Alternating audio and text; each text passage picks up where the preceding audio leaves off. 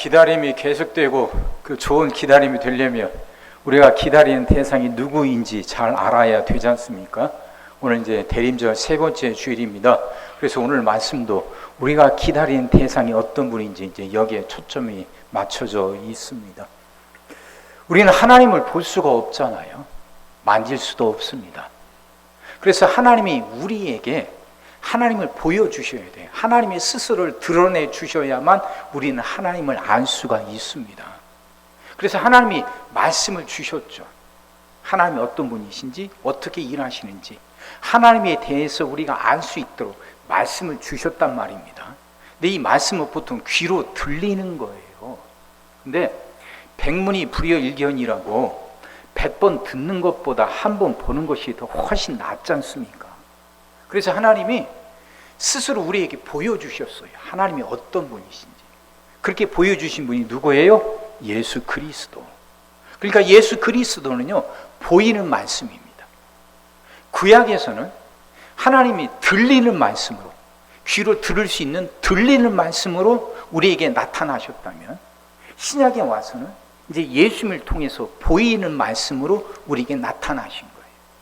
그래서 그 예수님의 삶이 바로 하나님이 어떤 분인지를 분명하게 보여주신 거죠. 그걸 한마디로 요약한다면 사랑과 은혜 아닙니까? 사랑과 은혜. 그 우리를 향한 그 하나님의 사랑이 얼마나 큰지를 그렇게 단적으로 보여준 사건이 십자가 사건이잖아요. 우리를 살리려고 자신의 목숨을 내놓으신 거죠. 그보다 더 큰 사랑이 어디 있습니까? 자기 목숨을 주고 우리를 살리는 사랑, 이거보다 더 큰 사랑이 없죠. 하나님이 바로 그렇게 사랑이시라는 걸 우리에게 보여주신 거죠. 예수님이 또 하셨던 일은 그걸 은혜라고 설명을 하죠. 은혜. 소외당한 사람들, 차별당하는 사람들, 잊혀진 사람들, 뒤로 밀려난 사람들, 그들에게 예수님이 베풀어 주신 은혜가 얼마나 큽니까? 과부, 고아, 나병 환자들, 또 이렇게 사회적으로 소외되고 밀려난 사람들, 안 못 보는 거지 바디메오를 고치신 일 한번 생각해 보세요. 평생 남에게 동정에 의지해서 구걸하며 살던 사람, 예수님이 그에게 은혜를 베푸셔서 그가 눈을 뜨고 일어서서 이제는 자기 힘으로 살아가게 돼요. 더 이상 다른 사람에 의해서 휘둘리며 살아가는 삶이 아니라 자기가 의지를 갖고 주도적으로 살아갈 수 있는 삶으로 바뀌게 돼요. 이건 굉장한 사건 아닙니까? 38년 동안이나 누워있던 사람이 자리를 털고 일어나 걷게 돼요. 3년도 긴데 38년이나 됐던 그 긴 세월 동안 누워만 있던 사람이 일어나 걷게 돼요. 얼마나 큰 은혜입니까? 하나님은 그렇게 예수님을 이 땅에 보내셔서 하나님이 어떤 분이신지, 우리를 얼마나 사랑하시고 우리에게 얼마나 큰 은혜를 주시는지 보여주신 것이죠. 보여주신 것. 우리가 기다리는 예수님이 바로 그런 분이란 말이에요. 그런 분이 내 삶에 찾아오신다면 내 삶은 변화될 수밖에 없는 거죠. 나아질 수밖에 없는 것이죠. 자, 예수님이 이런 분이란 건 우리가 알고 이해가 되는데요. 바울이 쓴 편지를 읽어보면, 특히 오늘 우리가 쓴 편지를 읽어보면 바울은 또 이렇게 말합니다. 15절 보세요. 그는 보이지 아니하는 하나님의 형상이시요 모든 피조물보다 먼저 나신 이시니 만물이 그에게서 창조되되 하늘과 땅에서 보이는 것들과 보이지 않는 것들과 혹은 왕권들이나 주권들이나 통치자들이나 권세들이나 만물이 다 그로 말미암고 그를 위하여 창조되었고, 이렇게 말하고 있단 말이에요. 세상 그리스도가, 그 예수님이 만물보다 먼저 창조되셨대요. 그러면 천지 창조 전에 예수님이 먼저 계셨다는 의미잖아요. 그리고 그 예수님을 통해서 세상 모든 것들이 만들어졌다는 거예요. 만물이 다 그로 말미암고 그를 위하여 창조되었다. 이게 무슨 의미인가? 이게 무슨 의미인가? 여러분 이해가 되셔요? 이 말씀 붙들고 곰곰이 생각해 봤습니다. 바울이라는 사람 참 대단한 사람인데요, 이분은요 굉장히 이게 논리적이고 학구적입니다. 책들을 읽으면 바울에 대해서 설명해 또 이제 소개하는 책들을 읽어보면 바울을 굉장히 그 철학자로 봐요. 논리적이고 합리적이고 그 당시 웬만한 철학자들보다 뛰어난 분으로 그렇게 소개를 하거든요. 그러면 그게 말이 굉장히 합리적이란 건데 왜 이런 말을 했을까? 우리가 아는 예수님은 2000년 전에, 그러니까 천지가 창조되고 한참 뒤에 예수님이 이 땅에 오셨는데 그분이 천지 창조 전에부터 계셨다는 거야. 모든 만물보다 예수님이 먼저 계셨다는 거야. 그 말이 의미가 뭔가? 바울은 그런 말을 허투루 쓰지 않았을 텐데 왜 그런 말을 했을까? 그리고 그것도 이 골로새서라는 게 옥중서신이라 그러잖아요. 바울이 로마 감옥에 갇혔을 때 쓴 편지다 그 말이거든요. 로마 감옥이라고 하는 건 바울이 죽기 전에 갇혔던 곳입니다. 그러니까 감옥에 갇힌 것도 힘든데 그는 지금 죽음을 앞두고 있는 상태예요. 그런 상태에서 골로새라는 조그만 소아시아, 터키, 지금 터키에 있는 조그만 지역에 있는 작은 교회에 이 편지를 보내면서 왜 밑도 끝도 없이 잘 이해도 안 되는 그분 예수님이 만물보다 먼저 태어나셨다 이런 말을 하고 있는가? 뭔가 의미가 있겠죠. 그러면서 이제 책들을 보는데요, 그것이 어떤 목사님이 이렇게 소개를 하더라고요. 이렇게 설명을 하더라고요. 그러니까 하나님이 천지를 창조하셨을 때 인간들이 죄를 지을 거라는 걸 생각도 못하고 있다가 인간들이 죄를 지으니까 허겁지겁 예수님을 이 땅에 보내셨다? 이게 말이 됩니까? 그런 분일까? 아니잖아요. 하나님이 그러실 수가 없잖아요. 하나님은 천지를 창조하셨을 때요 혼돈을 물리쳐요. 그게 물이라는 겁니다. 큰 물. 창세기 1장에 보면 큰 물이 나오잖아요. 그 큰 물이 상징하고 의미하는 게 혼돈이에요. 혼돈. 세상에 그 혼돈으로 가득 차 있었는데 그 혼돈을 물리치십니다. 그래서 큰 물과 땅을 나누셔요. 그리고 물도 하늘 위에 궁창과 땅의 바다로 나누시죠. 혼돈을 정리하시고 질서가 있게 하셨다는 거예요. 그런 하나님이라면 인간들이 죄를 짓고 타락할 거라는 걸 예상하지 못할 수가 없는 것이죠. 그러면 하나님이 이 땅에 예수 그리스도를 보내주신 것, 그래서 우리를 죄에서 구원받게 하신 것은 결코 응급조치가 아니라는 거죠. 마치 불이 날 줄 몰랐는데 불이 난 집에 소방관들이 달려가서 불을 끄는 것처럼 하나님이 처음에 생각지도 못했는데 큰 어려움이 생기고 문제가 생기니까 인간들이 죄를 지어서 타락하고 자꾸 멸망당하니까 그런 인간들을 구하려고 응급조치로 예수님을 이 땅에 보내신 게 아니라는 거죠. 그 말을 바울은 지금 이렇게 표현하고 있는 거예요. 예수님이 만물보다 먼저 나셨다는 거예요. 그러니까 하나님의 참 계획 안에는 우리의 삶이 하나님의 참 계획 안에 들어있다는 거예요.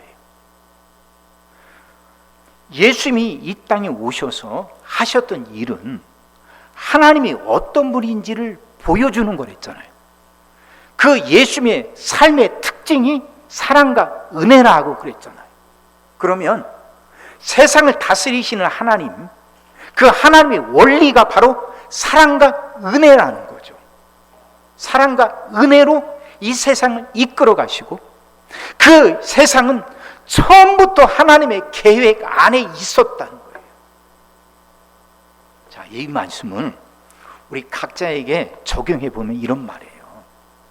내가 살아가면서 많은 어려움들을 당하고 많은 일이 생겨요. 질병 때문에, 물질의 어려움 때문에, 여러 가지 관계 문제 때문에. 근데 이 모든 것들이 처음부터 하나님의 큰 계획 안에 있었다는 거예요. 하나님은 나를 그 어려움으로부터 건져내 주셔요. 문제를 해결해 주십니다. 절망하지 않도록 내가 일어설 수 있도록 나를 붙들어 주셔요. 근데 그렇게 붙들어 주시는 그때 그 하나님의 역사하심은 내 삶에 문제가 생길 줄 몰랐는데 갑자기 문제가 생기니까 허겁지겁, 마치 응급조치하는 것처럼 허겁지겁 어떻게 해서 문제 하나 해결해 주고, 또 다음 괜찮다가 또 다음 문제가 생기면 그 문제도 어떻게 해갖고 땜질하듯이 해결해 주시고, 이런 분이 아니라는 거예요. 예수님이 천지 창조 전에 만물보다 먼저 계셨다면, 인간을 죄로부터 구원하시기 위한 계획이 처음부터 태초부터 하나님이 갖고 계셨던 계획이라면, 내가 살아가면서 당하는 모든 문제, 모든 어려움도 처음부터 하나님의 계획 안에 있었다는 거죠. 이해가 되십니까? 이게 이해가 되고 깨달아지면 내 삶에 불안과 두려움이 사라집니다. 불안과 두려움이. 언제 내게 어떤 어려움이 생기고 어떤 문제가 생길지 모르니까 우리 불안하고 두렵잖아요. 그리고 그 불안, 두려움이 끊임없이 우리 삶을 흔들어대고 있지 않습니까? 이것 때문에 어려운 거잖아요. 근데 하나님이 우리를 죄에서 구원하시기 위해서 우리에게 보내주신 그 예수님을 보내시겠다고, 보내서 우리 죄를 해결하겠다고 태초부터 계획을 하셨다면, 우리가 죄를 짓고 자꾸 멸망당하니까 아이고 안 되겠다, 이대로 놔두면 안 되겠다, 어떻게든 이 문제를 해결해야지, 그래서 예수님을 보내신 게 아니라 처음부터 계획을 갖고 기다리셨다가 때가 이르렀을 때 예수님을 보내셨다면, 하나님이 세상을 이렇게 이끌어 가신다면 내 삶도 하나님이 그 큰 계획 안에 있다고 하는 것이 이해가 되고 믿어지는 거 아닙니까?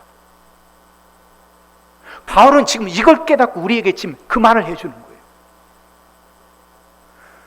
사랑하는 성도 여러분, 우리의 삶은요, 언제 무슨 일이 일어날지 모르는 불안하고 두려운 그런 삶이 아니에요.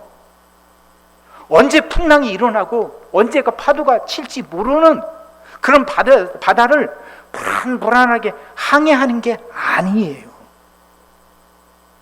우리 삶의 모든 것은 다 처음부터 하나님의 큰 계획 안에 있어요. 그래서 하나님은 우리에게 문제가 생길 때마다 그때마다 그냥 어떻게 해서 문제를 해결해 주시고 땜질해 주시는 분이 아니라 처음부터 큰 계획이 있어서 그 문제를 해결할 수 있는 준비를 다 갖추고서 내 삶을 이끌어 가셔요. 그래서 이것을 바울은 로마서에서 그렇게 표현하는 거예요. 하나님의 사랑하는 자, 곧 그 뜻대로 부르심을 입은 자들에게는 모든 것이 합력하여 선을 이루느니라. 이 말씀. 그렇게 표현하는 거예요. 모든 것이 합력하여 선을 이룬다고. 이게 믿어지면 두려움이 사라진다니까요. 불안이 사라져요. 살아가면서 앞으로 어떤 일을 겪게 될지 모르지만 그것 또한 하나님의 계획 안에 있으니까 모든 것을 합력해서 선을 이루신 하나님이 그 문제들도 결국 선으로 바꾸실 거라는 게 믿어지니까 두려워하지 않게 돼요. 불안해하지 않게 되는 겁니다. 바울은요, 이걸 분명하게 깨달은 사람입니다. 그가 다메섹에서 예수님 만나고 나서 앞을 못 보고 눈이 감겨졌다가 그 눈에서 비늘이 떨어지잖아요. 그 비늘이 떨어지면서 그는 이 사실을 분명하게 깨닫게 됩니다. 자신의 삶이 처음부터 하나님의 계획 안에 있다는 것. 그리고 자신의 삶을 계획하신 하나님은 예수님의 삶을 통해서 보여주셨던 것처럼 그 하나님은 사랑과 은혜의 원리로 자신의 삶을 이끌어간다는 것이 분명하게 깨달아져요. 그래서 그는 어려움이 와도 고난을 당해도 흔들리지 않습니다. 바울이 선교 여행을 3번 하잖아요. 3번째 선교 여행을 마치고 이제 예루살렘으로 돌아가려고 합니다. 그러니까 3번째 선교 여행 때는요, 구제연금을 거뒀어요. 예루살렘에 큰 기근이 들어서 예루살렘에 있는 성도들이 어렵거든요. 그래서 그들을 도와주자고 그렇게 선교하면서 이제 구제연금을 받았습니다. 이걸 이제 전해주려고 예루살렘으로 가겠다 하는데 그를 말립니다. 예루살렘에 가면 큰 고초를 당할 거라고 성령을 통해서 예언을 받은 사람들이 그렇게 자꾸 말려요. 그럼에도 불구하고 바울은 그걸 뿌리치고 예루살렘에 갑니다. 근데 가서 정말 그 많은 사람들이 예언했던 것처럼 그가 감옥에 갇혀요.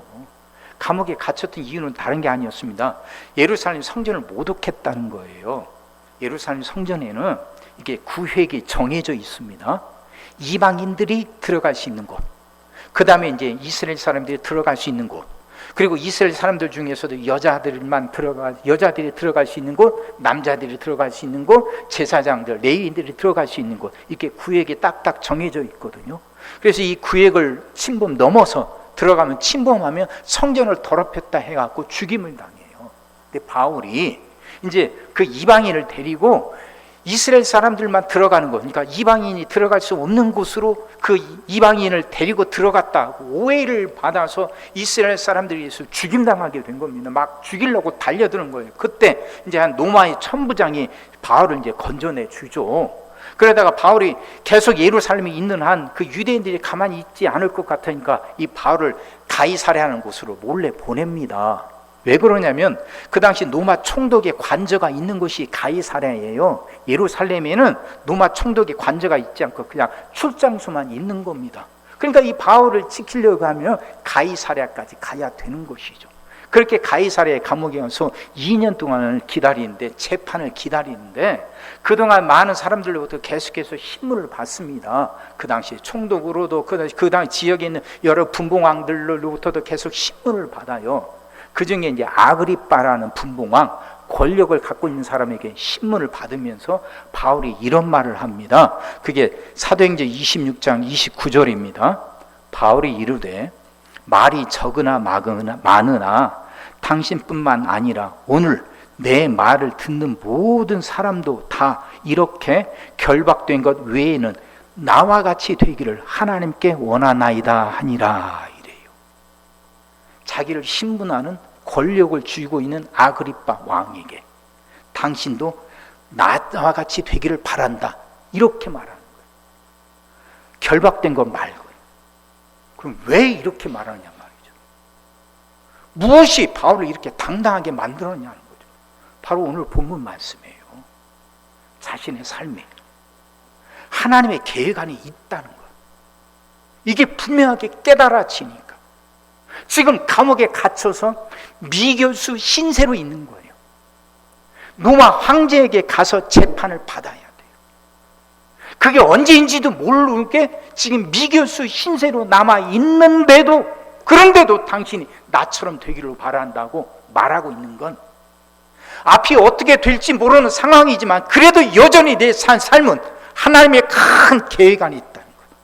사랑과 은혜로 세상을 이끌어 가신 하나님의 큰 계획 안에 있기 때문에 하나님은 모든 것을 합력해서 선을 이루신다는 게, 그게 난 분명히 믿어지니까 난 불안하지 않다는 거죠. 난 두렵지 않다는 거죠.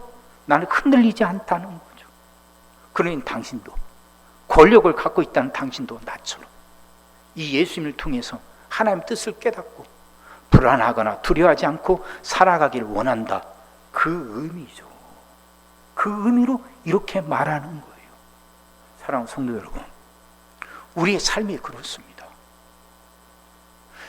하나님이 예수 그리스도를 이 땅에 보내셨고 그 예수 그리스도가 우리를 위해서 죽으신 후 부활하셔서 하늘로 다시 올라가셨고 그분이 다시 이 땅에 오신다고 말씀하셨어요.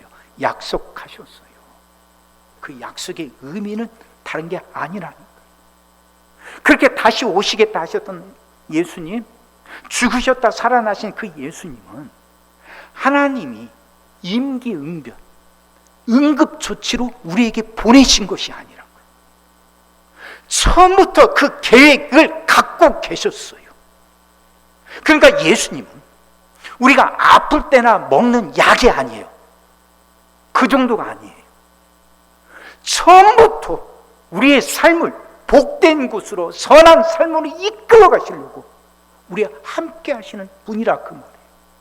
그럼 이 하나님 그렇게 믿어야지. 이 하나님을 붙들고 그렇게 살아가야지. 우리는 그래 보통 어려울 때 예수님을 찾고 하나님 찾습니다. 하나님 이 질병에서 고쳐달라고, 이 어려운 문제 해결해 달라고, 내 자녀 축복해 달라고. 문제가 있을 때마다 하나님 찾아요. 그럼 맞아요.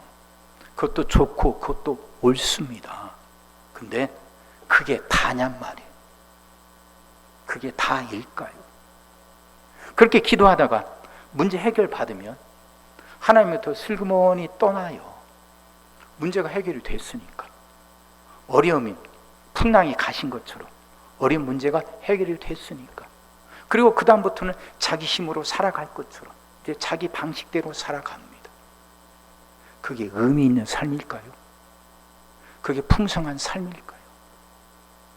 아니, 내 삶 전체가 사랑과 은혜로 다스리시는 하나님의 계획 안에 있다는 것이 믿어진다면, 어려울 때만 찾는 것뿐만 아니라 평안할 때도 그 하나님을 찾아야 되는 거 아닙니까? 하나님은 내 삶 전체를 계획하고 계신 하나님이라면 어려울 때만 은혜 주시는 분이 아니라 좋을 때도 평안할 때도 여전히 큰 은혜를 주시는 분 아니냔 말이에요. 이렇게 생각 한번 해보세요. 건강은 건강할 때 지킨다 그러잖아요. 건강할 때 건강 지키니까 내 안에 면역력이 생겨요. 그래서 웬만한 질병도 이겨내게 됩니다. 마찬가지예요. 평상시에 흔들림 없이, 변함없이 하나님을 찾는 사람들, 건강할 때 건강을 챙긴 사람이 건강하게 살아가듯이 그렇게 더 큰 은혜 가운데 살아가는 거예요. 더 큰 은혜 가운데. 근데 어려울 때만 하나님을 찾는 사람, 그래 그 어려움으로부터 벗어나는 은혜를 받기도 하지만 어려움은 또 온단 말이에요. 문제는 또 생긴단 말이에요. 그러면 그때 받는 은혜로 끝나버리고 말잖아요. 근데 평상시에 하나님을 찾는 사람이에요. 변함없이 한결같은 마음으로 하나님을 찾고 하나님 손을 붙들고 동행하려고 하는 사람이라. 그에겐 건강할 때 건강 챙긴 사람이 오랫동안 그렇게 건강한 것처럼 어려움들, 문제들, 고통들이 덜 생기는 거 아닙니까? 은혜 가운데 살아가니까. 그렇게 살아가자 하는 것이죠. 사랑하는 성도 여러분, 우리의 삶은 사랑과 은혜로 세상을 다스리시는 하나님의 큰 계획 안에 있습니다. 하나님이 결코 세상을 땜질하시는 분이 아닙니다. 우리의 삶 속에 문제가 생길 때마다 그때마다 어떻게 문제를 해결하고 땜질하듯이 그냥 그렇게 이끌어 가시는 분이 아니에요. 처음부터 큰 계획, 사랑과 은혜는 그 계획으로 우리 생을 준비해 놓고 이끌어 가시는 분이에요. 그러면 우리는 두려워할 필요가 없는 거죠. 염려할 것이 없는 것이죠. 모든 것을 합력해서 선을 이루실 테니까. 그게 믿어지는 사람은 언제나 한결같이 하나님을 찾게 됩니다. 힘들 때만, 어려울 때만, 아픈 사람이 약을 찾듯이 그때만 찾고 끝나지 않아요. 그때 주시는 은혜도 좋지만 평안할 때 주시는 은혜가 더 크고 값지다는 걸 아니까. 그래서 고린도후서 5장 17절 19절에서 바울은 이렇게 말합니다. 그런즉 누구든지 그리스도 안에 있으면 새로운 피조물이라. 이전 것은 지나갔으니 보라 새 것이 되었도다. 모든 것이 하나님께로서 났으며 그가 그리스도로 말미암아 우리를 자기와 화목하게 하시고 또 우리에게 화목하게 하는 직분을 주셨으니 곧 하나님께서 그리스도 안에 계시사 세상을 자기와 화목하게 하시며 그들의 죄를 그들에게 돌리지 아니하시고 화목하게 하는 말씀을 우리에게 부탁하셨느니라. 바울이 이렇게 말해요. 그리스도 안에 있으면 새로운 피조물이라는 것. 내 삶이, 이게 그리스도를 통해서 내 삶이 처음부터 계획되었다는 걸 알게 된 사람의 삶은 달라져요. 더 이상 불안해하거나 두려워하지 않게 돼요. 모든 것을 합력하여 선을 이루시는 하나님의 계획 안에 있으므로 문제가 생길 때 그걸 해결하시는 방법을 미리 예배해 놓고 계시니까 어떤 문제 속에서도 자신이 멸망당하지 않을 거라는 걸 믿으니까 불안해하지 않아요. 그래서 자신이 이제 이미 하나님과 화목하게 되었음을 믿어요. 그 하나님과 화목하게 되었으므로 그는 흔들림 없이 변함없이 언제나 한결같이 일이 잘 될 때도 안 될 때도 문제가 생길 때도 평안할 때도 한결같이 그 하나님을 찾고 그 예수님의 손을 붙들고 살아가게 되는 겁니다. 사랑하는 성도 여러분, 이렇게 살아갑시다. 흔들리지 맙시다. 예수님을 내 아픈 것을 치료하는 그런 치료약 정도로만 여기지 말고 내 삶을 복되게 인도하신다. 그 큰 깨달음 속에서 흔들림 없이 그 예수님 손 붙들고 살아갑시다. 그 은혜가 여러분 모두에게 넘치기를 주의 이름으로 축원합니다. 기도하겠습니다.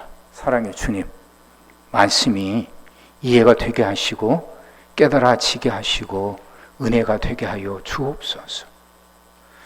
하나님은 내 삶을 그때그때 땜질해 가시는 분이 아니라 처음부터 사랑과 은혜로 큰 계획을 갖고 복된 길로 선한 길로 인도해 주신다는 것, 이것이 분명히 깨달아지게 하여 주시옵시고 이젠 이 깨달음 갖고 한결같이 변함없이 주님 붙들고 살아가게 하여 주옵소서. 어려울 때만 힘들 때만 주님 찾는 게 아니라 평안할 때도 흔들림 없이 주님 찾게 하셔서 주님이 주시는 더 큰 은혜, 더 큰 복을 누리며 살아가는 우리들 되게 하여 주시옵소서. 예수님의 이름으로 기도하옵나이다. 아멘.